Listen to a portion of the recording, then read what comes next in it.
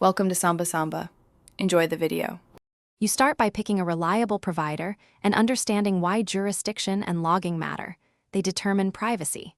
Once chosen, confirm your device or router supports the protocol you'll use so connections aren't blocked. Create your account and enable two-factor authentication to protect credentials. Make the initial payment if needed, and note server regions you'll need. You're doing these steps now so later configuration is smooth. This avoids rework when installing clients or changing DNS. You'll install the provider's client or add a manual profile for OpenVPN, IKEV2, or WireGuard because protocol choice affects speed and security.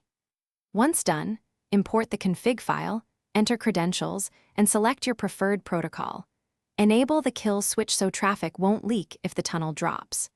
Make sure DNS settings use the VPN's resolver and configure split tunneling if you need local LAN access. Also pick a nearby low-latency server to balance speed and geographic restrictions.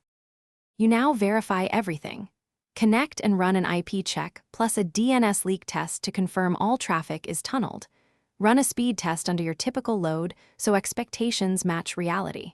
Then enable auto start and keep client certificates updated to prevent sudden failures.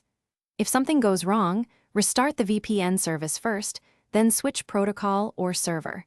Collect logs and contact provider support if needed. One key tip: if DNS leaks persist, set DNS to the VPN provider's resolver and reboot the device. Thanks for watching.